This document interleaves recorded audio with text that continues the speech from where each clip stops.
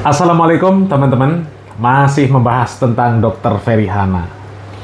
Di video yang sudah kita bahas sebelumnya, itu kan Dr. Ferry Hana seperti tidak terima lah ya, kalau sosok Gus Baha yang mereka anggap ulama, yang dianggap oleh Bu Dr.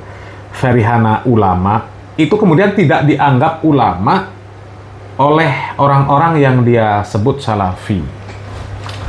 Ya sebenarnya itu hal yang biasa loh. Hal yang biasa. Nggak perlu dipermasalahkan. Ya kan hak masing-masing orang itu mau mengambil ilmu dari siapa, menganggap ulama atau tidak, ya itu kan hak masing-masing. Ya seperti contoh lah ya. Ketika kita memilih tempat pendidikan untuk kita, ya, apakah kampus, apakah pondok pesantren, kan kita punya pilihan. Punya pilihan, oh ternyata saya lebih memilih kampus A daripada kampus B atau kampus C. Karena kampus A ini, ya itu yang terbaik. Ya, kampus A atau pesantren A dan sebagainya. Itu menurut saya yang terbaik. Ya, levelnya di atas yang B dan yang C. Itu kan hal yang biasa. Dan bukan berarti kita ini merendahkan yang B dan yang C. Ya kan seperti itu. Ya, orang tidak menganggap Gus Baha sebagai ulama, ya, lebih memilih mengambil ilmu dari para ulama yang lain, itu kan hak masing-masing orang. Ya kan? Dan itu hal biasa. Itu hal biasa. Ya. Coba kita simak dulu ya video dari Ibu Dr. Ferry Hana yang sepertinya tidak terima ya ketika Gus Baha itu tidak dianggap sebagai ulama, ya, tidak diakui keilmuannya. Gus Baha ini adalah ulama yang cukup besar di Indonesia. Siapakah yang tidak mau mengatakan pujian pada Gus Baha dan merendahkan Gus Baha? Itu pasti dari satu kelompok yang kadang klaimnya mereka mengaku manhaj salaf, tetapi sejatinya manhaj salaf itu bukan itu. Yang seperti itu sebenarnya hal biasa, ya, nggak perlu dipermasalahkan, hal biasa. Orang tidak menganggap ya ulama dari kalangan tertentu sebagai ulama, yaitu hal biasa, hal biasa. Kecuali yang sudah ijma, ya kaum muslimin nggak ada perselisihan bahwa itu ulama, seperti Imam Bukhari, Imam Muslim, Ibnu Majah, Ibnu Hibban, Tirmizi, ya. Kemudian ulama yang ya katakanlah yang masyhur lah ya, Imam 4 Madhab, ya.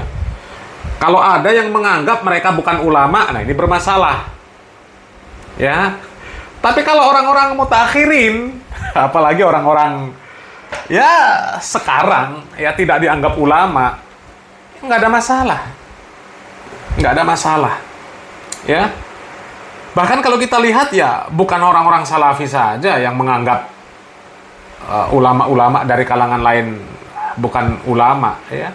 Dari kalangan sana juga sama, ya. Syekh Muhammad bin Abdul Wahab tidak dianggap ulama, Syekh Utsaimin, Ibnu Taimiyah, ya, Syekh Al-Albani nggak dianggap ulama. Bahkan ada yang sampai mengatakan, Syekh Albani itu cuma montir jam tangan, bukan ulama, bukan ahli hadis, nggak punya ilmu, nggak bersanad. Ya biasa saja, ya terserah. Mau ngambil ilmu dari beliau monggo, nggak mau ngambil juga silahkan, kan nggak ada masalah. Ya, asal jangan mencela sebenarnya. Tapi kalau kita lihat celaan mereka ya luar biasa. Syekh Muhammad bin Abdul Wahab saja disebut antek Yahudi, ya misinya merusak Islam dan sebagainya. Tuduhan mereka seperti itu, ya. Ya bahkan kalau kita turun lagi ya, katakanlah bukan level-level beliau ya, level-level asatidz lokal lah, ya. Semacam Gus Baha ya, kalau menurut kami ya Gus Baha itu ya katakanlah kalau ulama ya ulama lokal Indonesia lah, ya. Ya dari kalangan asatidz salafi saja yang tidak dianggap ustadz ya banyak sekali, dan nggak ada masalah. Mau ngambil sama ustadz salafi atau enggak ada masalah. Yang masalah itu mencela, mencaci, ya, sampai ya apa ya istilahnya ya, mungkin merendahkan serendah-rendahnya lah ya. Ya, itu baru masalah, ya. Dan itu terjadi. Ya kalau dari kalangan Salafi, ya sekali lagi proporsional mereka. Ketika mereka ada ketidaksepahaman dengan Gus Baha, ya proporsional. Yang nggak sepaham, ya katakan nggak sepaham. Yang salah, katakan salah. Yang benar, katakan benar. Nggak serta-merta menyatakan, oh Gus Baha itu pasti sesat. Gus Baha jelas salah semua. Gus Baha ahli neraka. Enggak. Proporsional saja. Yang salah, katakan salah. Yang benar, katakan benar. Ya. Dan nggak pernah mengatakan, Gus Baha ini goblok. Nggak pernah. Ya mungkin kalau ada video-video dari orang-orang Salafi yang mengatakan seperti itu, ya monggo lah, silakanlah dikasih buktinya. Nggak ada masalah, namanya bukti kan. Tapi kalau dari kalangan sana ada yang mengatakan itu orang-orang yang dari kalangan Salafi yang belajar di Arab Saudi itu orang-orang bodoh, orang-orang nggak berilmu, mereka nggak tahu ilmu, mereka belajarnya baru alif ba ta sa saja, mereka nggak berilmu. Yang pada sok kuliah-kuliah di Saudi apa segala macam, itu kan dikit-dikit Hambali gitu kan, karena dia kan nggak punya pembanding. Di dalam mazhab Hambali, air kencing onta itu emang boleh diminum gitu kan, tidak najis ya? Tidak najis gitu. Itu yang ingin dicoba disosialisasikan di Indonesia, padahal kan nggak sesuai. Kenapa? Karena mazhabnya kita bukan itu kan. Nah bedanya adalah mereka yang begitu itu ilmunya kan masih cetek, baru belajar 1, 2 aja, baru alif ba ta gitu aja, terus pengen show off gitu loh kepada orang. Coba ada yang seperti itu. Coba dari kalangan Salafi nggak ada. Ya kritik sesuai dengan ya konteks permasalahannya saja. Nggak digeneralisir, oh ini orang bodoh. Enggak. Ya, enggak. Ya. Dan dari kalangan Salafi kalau kritik ya sebatas kritik. Kalau dari kalangan sana sampai ada Ustadz Firanda, Ustadz Yazid bin Abdul Qadir Jawa sampai dibuat ya gambarnya seperti ini. Ya, sampai dibuat seperti ini. Coba dari kalangan Salafi, insya Allah nggak ada yang sampai seperti itu, ya mereka itu paham lah ya. Rasulullah SAW mengatakan, mencaci maki seorang Muslim itu kefasikan, memerangi mereka kekufuran. Jadi nggak mungkin lah mereka sampai mencaci maki, nggak mungkin, ya. Mereka sesuai konteks saja, ya. Dan sekali lagi kami katakan itu hal biasa. Orang tidak menganggap Gus Baha sebagai ulama, lebih memilih orang lain untuk dianggap sebagai ulama, ya ulama lain, ya nggak ada masalah. Ya, bukan berarti merendahkan, menganggap Gus Baha bodoh, enggak. Ya sekarang contoh sajalah, ketika kita memilih kampus ya untuk kuliah kita kan milih, ya. Meskipun ada prodi yang sama, tapi kita pilih kampus. Ya. Bukan berarti kampus yang lain itu kita anggap kampus yang isinya dosennya nggak bener. Ya, kampusnya nggak bener. Enggak. Kita punya pilihan. Pesantren, ya seperti itu juga. Kita pilih pesantren A daripada pesantren B, daripada pesantren C. Ya, bukan berarti kita menganggap yang di pesantren B dan C ini bodoh-bodoh semua. Enggak. Kita punya pilihan. Dan itu hak masing-masing orang. Nggak ada masalah. Ya, nggak ada masalah. Ya. Dan ya kami pribadi ya terus terang ketika nggak setuju dengan Gus Baha, nggak sepaham dengan Gus Baha, nggak mau ngambil ilmu dari Gus Baha, ya tentu beralasan. Sebagai contoh ya alasannya, coba kita lihat video ini. Ini bagi kami, ya, akidah Gus Baha bermasalah, ya. Coba kita lihat video ini.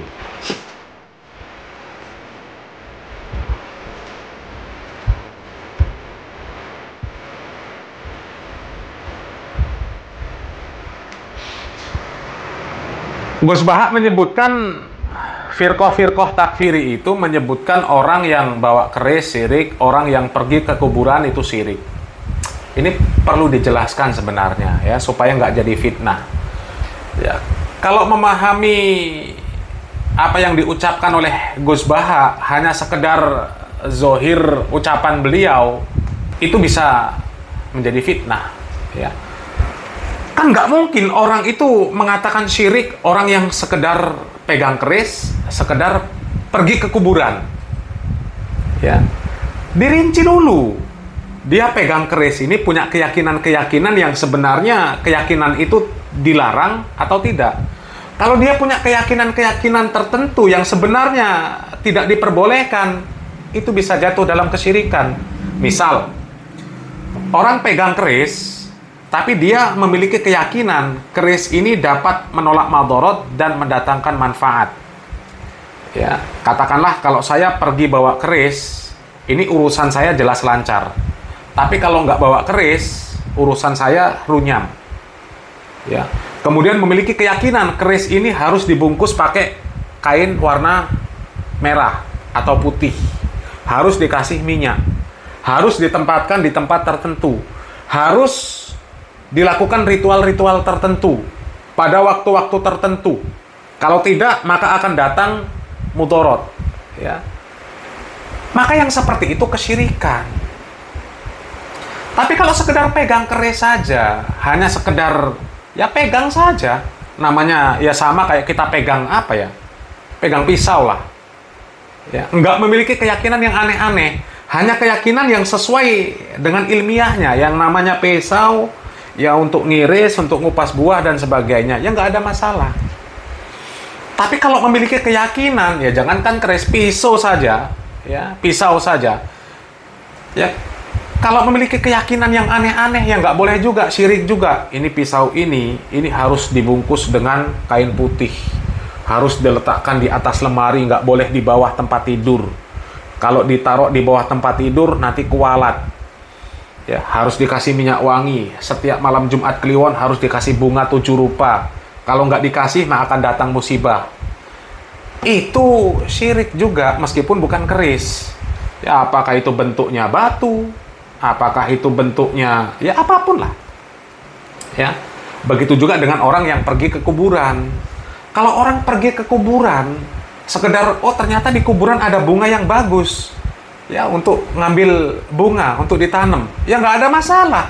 Atau oh ke kuburan mau ziarah kubur, ya nggak ada masalah.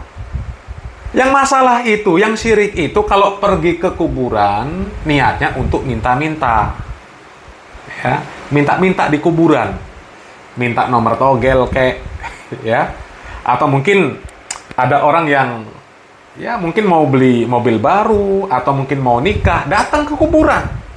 Kuburan orang tuanya kah, kakeknya kah, neneknya kah, dan sebagainya.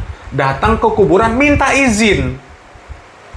Bapak, ibu, kakek, nenek, buyut, ya. Atau mungkin Pak Kiai atau apa istilahnya lah, ya. Saya mau beli mobil baru, ya. Tolong ya lancarkan urusannya. Nah, saya mau nikah, ya. Tolong lancarkan urusannya, prosesnya dan sebagainya. Itu baru dinamakan syirik. Kalau nggak seperti itu ya nggak syirik yang seperti itu, ya. Jadi jangan salah paham. Kalau sekedar dikatakan orang pergi ke kuburan syirik, ya repot ini. Orang pegang keris saja syirik, ya repot. Orang pegang keris banyak, ya. Di pengantin, acara pengantin itu kan ada yang pakaian adat pakai keris. Tapi keris itu kan nggak ada masalah, nggak ada keyakinan-keyakinan yang aneh-aneh. Mau taruh dalam kotak, mau dilempar, nggak ada masalah. Asal ngelemparnya nggak kena kening orang. Kalau kena kening orang ya masalah itu, ya. Coba kita lanjut dulu, ya.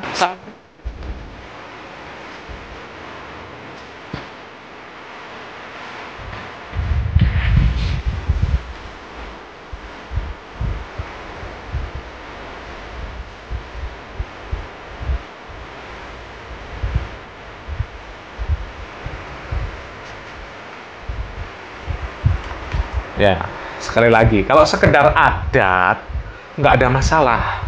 Dan adat itu biasanya memang, ya, hanya sekedar pegang keris saja. Ya, misal adat, ya mungkin ada teater lah ya, mungkin ya, teater, pertunjukan apa, ketoprak, apalah. Ya, perang-perangan pakai keris. Nggak ada masalah kalau sekedar itu. Ya, tapi kalau memiliki keyakinan yang seperti sudah kami sebutkan tadi, harus dibungkus kain ini, ritualnya harus ini, kasih minyak ini, bunga ini, kalau nggak kualat, itu yang masalah. Kalau sekedar adat nggak ada masalah, nggak memiliki keyakinan-keyakinan yang aneh.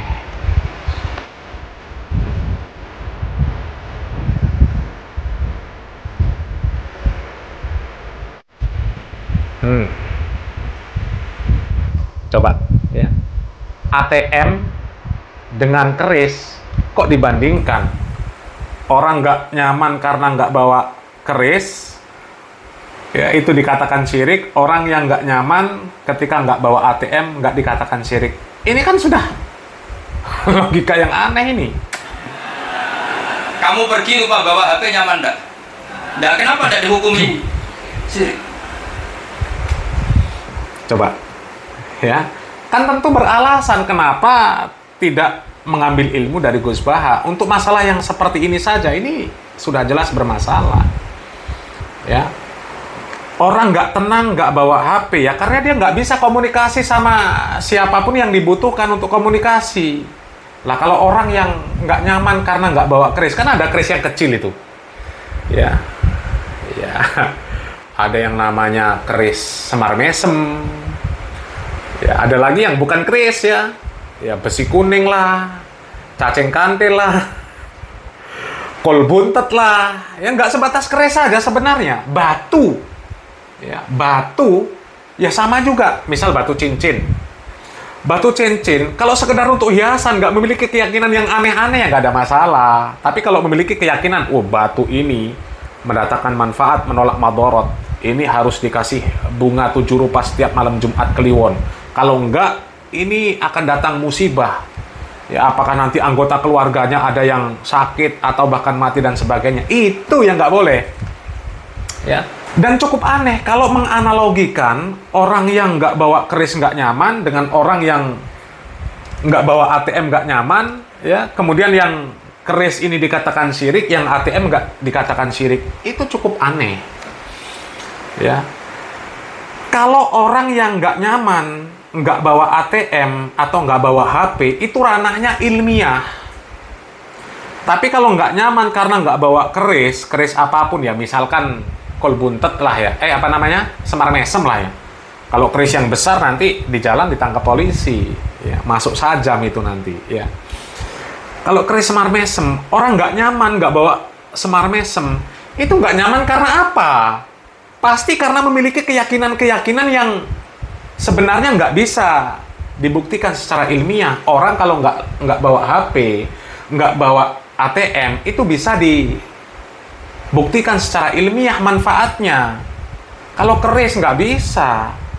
Kalau ATM, HP, selama nggak bermasalah, ya apapun masalahnya, nggak perlu dijelaskan, ya itu jelas ilmiah. Bisa telepon, bisa WA, bisa email dan sebagainya, bisa kirim dan terima data dan sebagainya. ATM seperti itu juga, bisa transaksi.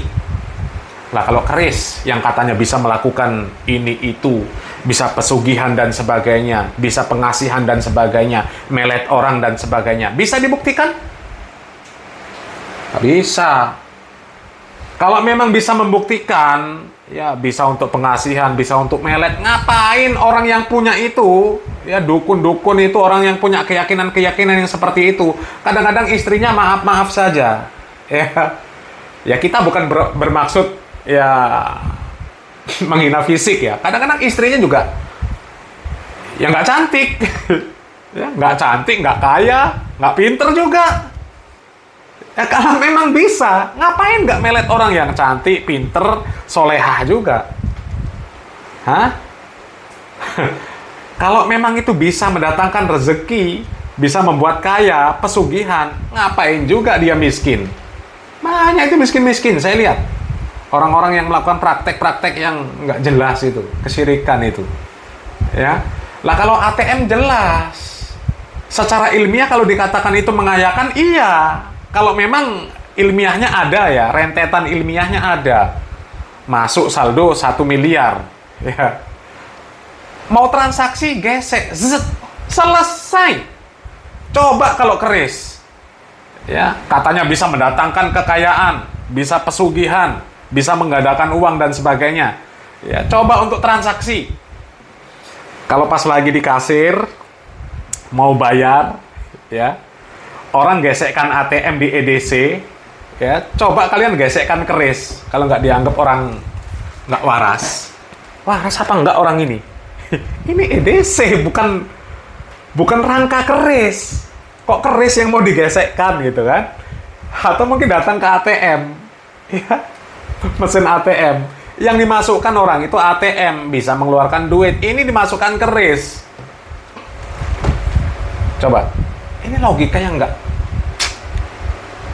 Ya bagi kami, ya kami nggak milih ngambil ilmu dari orang-orang yang logikanya seperti ini, ya, untuk membedakan antara keyakinan dan ilmiah saja.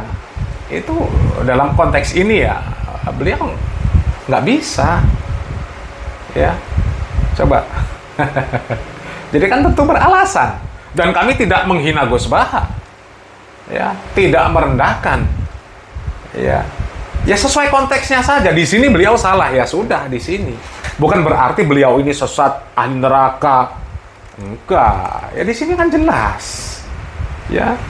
Masa orang yang nggak bawa keris dengan orang yang nggak bawa ATM ketika nggak tenang, yang bawa HP ketika nggak tenang, kemudian dikatakan kalau nggak bawa keris nggak nyaman disebut syirik, kok nggak nyaman nggak bawa ATM nggak bawa HP kok nggak disebut syirik? Ya beda lah. Beda, ya. Kalau HP, ATM, ya kalau dikatakan memiliki kemampuan yang di luar ilmiahnya, itu juga bisa jatuh kepada kesyirikan, ya. Itu, ini seperti itu, ya. Misal ATM-nya, HP-nya, ya harus dilakukan ritual, dibungkus pakai kain putih juga, dikasih bunga, dikasih ritual, nanti untuk nelpon orang, kalau nelpon nanti supaya orang itu langsung jatuh cinta, langsung orang itu tunduk kepada kita, itu sudah syirik juga, meskipun HP, meskipun ATM. Itu, ya. Mudah-mudahan sampai di sini jelas, ya. Semoga bermanfaat.